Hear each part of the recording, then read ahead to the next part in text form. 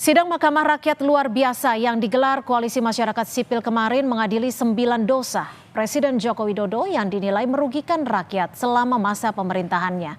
Kenapa sampai perlu digelar pengadilan rakyat untuk Jokowi dan apa dampaknya bagi Jokowi jelang berakhirnya masa kepemimpinannya? Sudah ada juru bicara Mahkamah Rakyat luar biasa Edi Kurniawan dan juga tenaga ahli utama KSP Ali Mohtar Ngabalin. Selamat sore Bang Ngabalin dan selamat sore Mas Edi. Nona, apa kabar? Kabar baik, terima kasih sudah bergabung bersama kami di Kompas Petang. Saya ke Mas Edi terlebih dahulu. Mas Edi, kenapa sampai diperlukan adanya Mahkamah luar biasa ini, Mas Edi? Tujuannya apa? Oke, terima kasih. Selamat sore. Jadi Mahkamah Rakyat luar biasa ini sesungguhnya telah dipersiapkan sejak kurang lebih 1 tahun ya. Untuk mengumpulkan semua kasus-kasus yang terjadi selama 10 tahun rezim Jokowi berkuasa. Pemilihan 10 ini dan para penggugat dan kasus-kasus yang diungkapkan kebenarannya melalui Mahkamah Rakyat ini tentu kasus-kasus yang sesungguhnya itu sudah lama terjadi ya. Ada yang bertahun-tahun, puluhan tahun, dan ada yang baru terjadi yang selama 10 tahun pemerintahan Jokowi itu tidak sanggup diselesaikan gitu. Sehingga rakyat ya memilih untuk berkumpul untuk menyelesaikan masalah sendiri dan meminta pertanggungjawaban Presiden Jokowi terkait 10 isu tersebut gitu. Oke. Yang kedua, jadi kasus-kasus ini pernah dilakukan upaya-upaya mekanisme formal secara kenegaraan ya. Sudah pernah menggugat sampai ke Mahkamah Agung dan menang, itu tidak bisa dieksekusi. Misalkan kasus di Kendeng ya sebagai penggugat, ada juga yang menggugat di pengadilan atau yang difinalisasi kalah tapi warga belum mendapatkan keadilan gitu. Sehingga ini Mahkamah Rakyat. Bang Ngabalin, melihat gerakan sipil ini respon KSP seperti apa? Iya, bagi kami biasa-biasa saja. Ini kan juga satu bentuk ekspresi dari mungkin ya namanya juga mahasiswa ya. Tapi saya sayang sekali kenapa. Bukan mahasiswa Bang?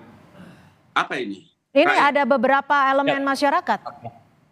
Iya, di UI apa di Depok? Nah, diadakannya di UI, tapi yang hadir sebagai hakim disebutnya ada aktivis HAM, ada juga mantan pegawai KPK dan lain sebagainya. Kenapa tidak terlalu confident untuk UI yang melakukan mahkamah itu kemudian memberikan gugatan? Sebetulnya itu yang paling pokok. Ketika melibatkan orang-orang lain yang patah hati, yang kecewa, yang kalah pemilu macam-macam, berarti orang punya penilaian tidak bagus. Karena jangan Anda lupa loh, profil ratingnya Jokowi dari hasil survei terakhir itu mencapai 72% loh. Rakyat mana yang Edi dan teman-teman maksudkan? Kenapa kalian bawa itu manusia-manusia yang patah hati, otak miring, sakit hati semua ikut di situ? Kalian bilang rakyat itu rakyat yang mana? Rakyat yang mana yang kamu orang maksudkan? Kalau kasus-kasus apa yang kau sebut itu datang kemarin nih, ini ada di KSP sampai sekarang ini. Mana yang kau bilang bahwa masalahnya dihadapi dengan Mas Edi silakan dijawab. Ini bagian dari mereka yang patah hati. Anda terima dengan statement tersebut? Ya, itu bisa dicek ya dari 9 penggugat dan saksi dan ahli yang kita hadirkan. Dan hakim-hakim ya yang dihadirkan itu punya kapabilitas.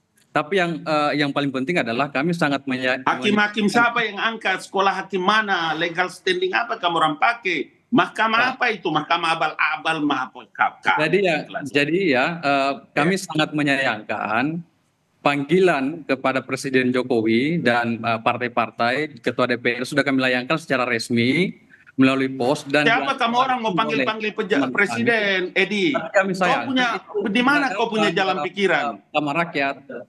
Dari mana kau punya legal standing panggil presiden, panggil pimpinan partai, ngawur aja.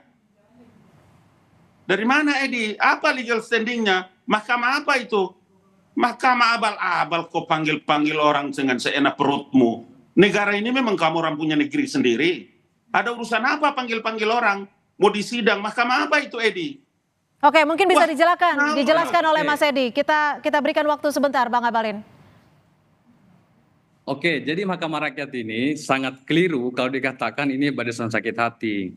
Karena yang berkumpul di Mahkamah Rakyat ini itu adalah para korban-korban pelanggaran HAM yang digusur, yang dikriminalisasi, yang dilaporkan, yang tidak mendapatkan keadilan. Gitu. Jadi yang peserta hadir itu kurang lebih 300 orang, itu murni dari masyarakat, dari petani, nelayan, masyarakat perkotaan, dan mereka datang secara swadaya. Jadi nggak ada hubungannya dengan pilpres, dengan pemilu, dengan sakit hati. Mas Edi, sebentar Bang Abalin. Mas Edi, ini kan ada 9 poin yang diserahkan. Sudah diserahkan saat ini salinannya? Diserahkan ke mana? Diserahkan agar Presiden Jokowi tahu. Kamu mungkin? bawa kemana? Dengar dulu. Mahkamah Rakyat ini, rakyat mana yang kau bikin? Dari mana kau punya aturan bikin ini Mahkamah Rakyat? Astagfirullah, Edi. Kau bilang sama teman-teman itu, rakyat mana? Kasih tunjuk. Kau besok hari apa? Besok hari Rabu, hari Kamis deh.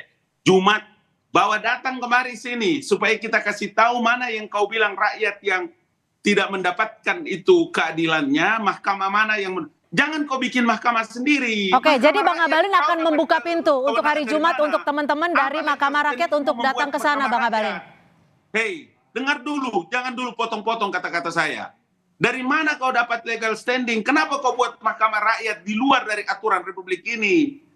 Dari mana rakyat? Siapa yang kau maksudkan? Gampang-gampang aja kau panggil-panggil orang untuk datang di Mahkamah Rakyat. Edi, aduh bahaya nih generasi kita ini. Gitu loh. Oke, Besok Bang Abalin. bawa datang siapa Maaf yang saya kau potong bilang ya karena kita juga terbatas dengan durasi. Dengar. Bawa datang ke Kompas.